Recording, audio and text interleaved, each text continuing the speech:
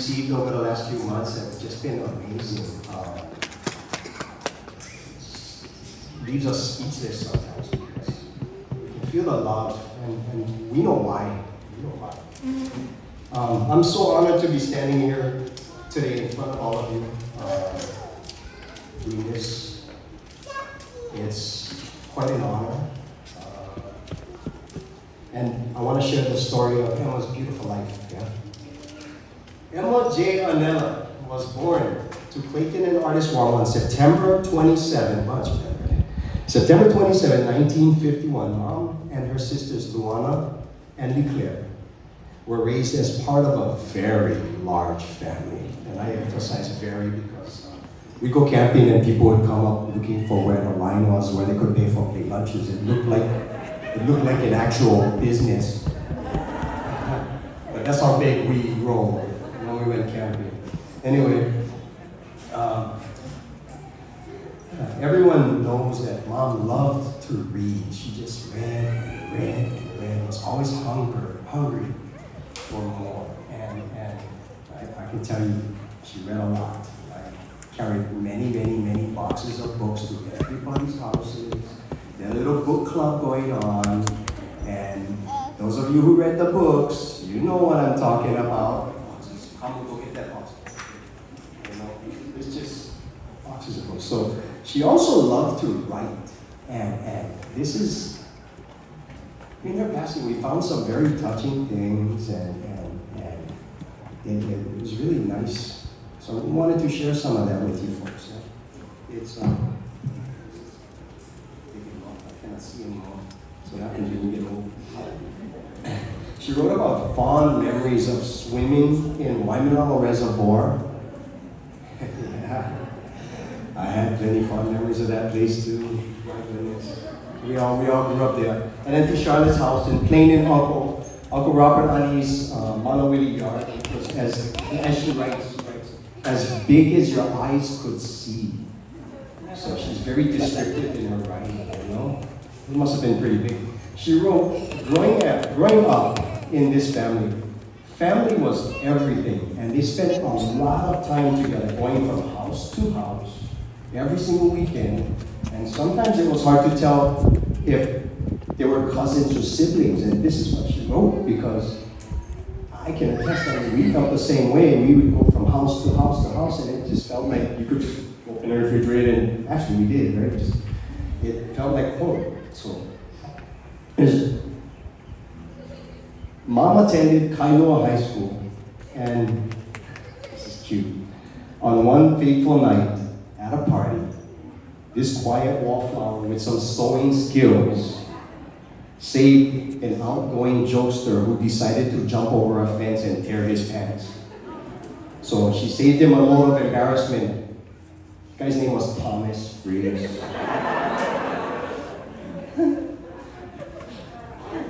She writes, soon after we met, he told me he wanted to marry me. And a few months later, he told his mom that too. A little more than a year later, we were married. And this is good, she wrote, our love was intense. I said, whoa. Must have been, huh? Fired back up in '86, gave me a cover. Thank you, Andy.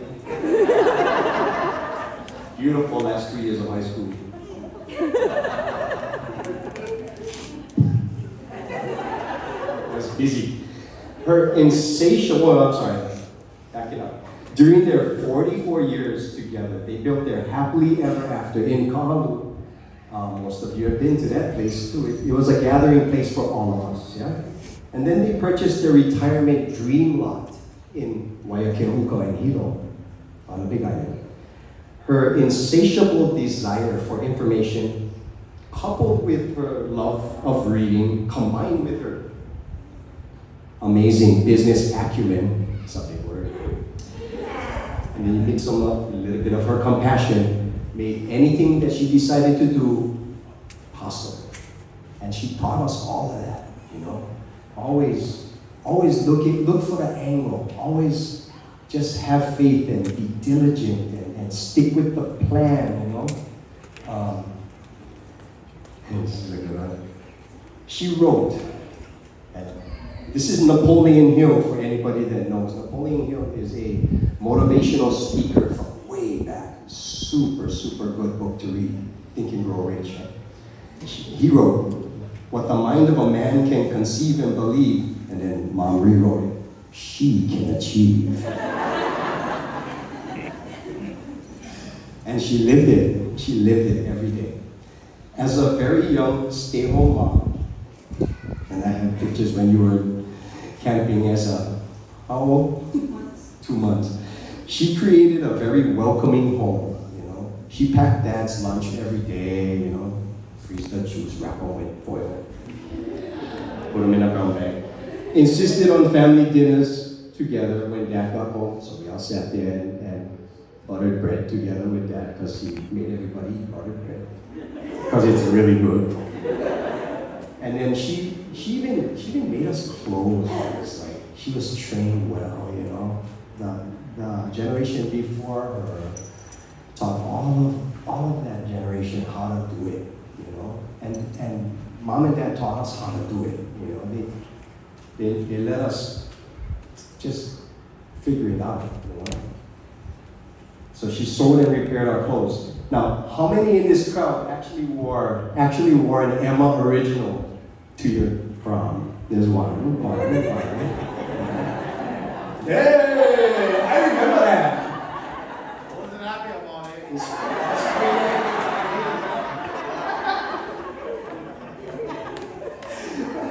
So when Natalie and I were old enough to go to school, Mom said, okay, my turn. So she went out and got a real estate license, yeah? And then she got her real estate broker's license. And as a principal broker, she opened up her own business called Frias-Calvo. She did very well. In 1992, she wrote of her female-owned business venture. This is before female-owned business ventures was a thing, you know? But she wrote, Frias-Calvo may never be as big as Caldwell Banker, but it's mine. She had that, I like that, fire, you know? So she and Dad, they built this successful network of great people and maintained a thriving business as Amway distributors. And we had people over the house every Tuesday.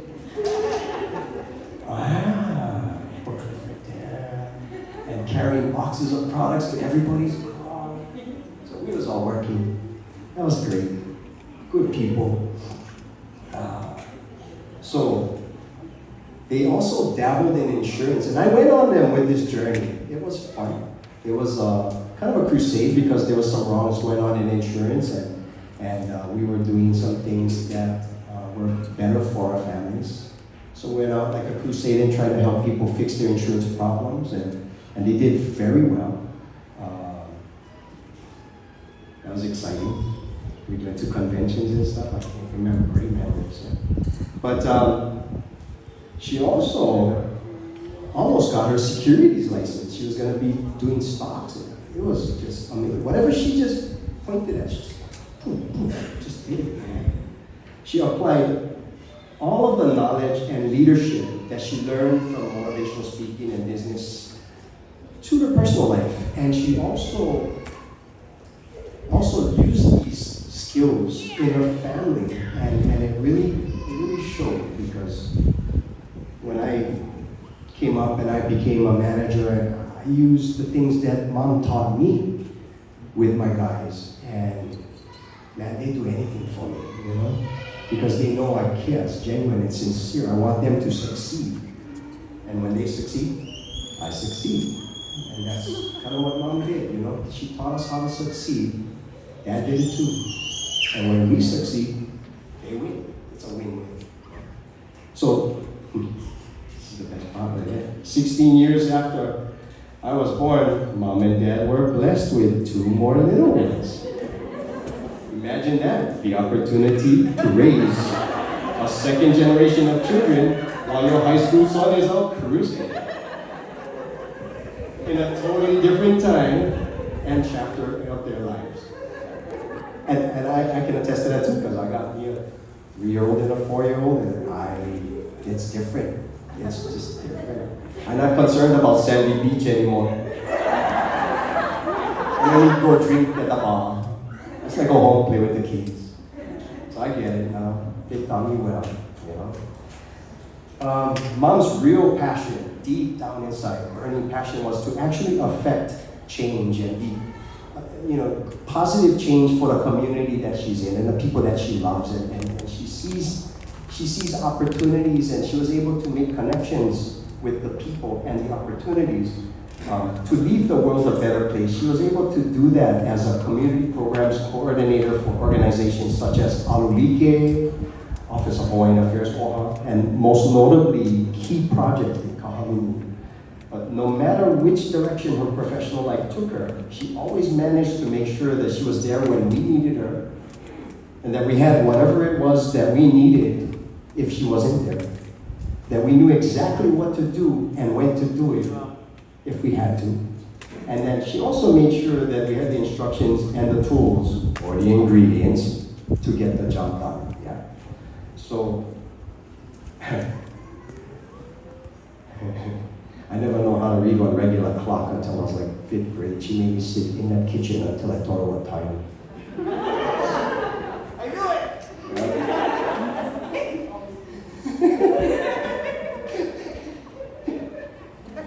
knew it! I was always, my mom writes this, yeah. I was always in awe of the miracle of giving life to someone so special. Someone who would look like us, have a little bit of our personalities, chuckle like dads, because we all sound like our dad when we laugh. Eyebrows like me, and that nose. That nose. So after my father passed away, or our father passed away, our mom fulfilled their plan with the help of our siblings and set it into action when they purchased their 6-acre Waiakea retirement dream lot in 2005. And she built that home and lived in it before her passing last November. So here we are, the final chapter of Emma's beautiful life.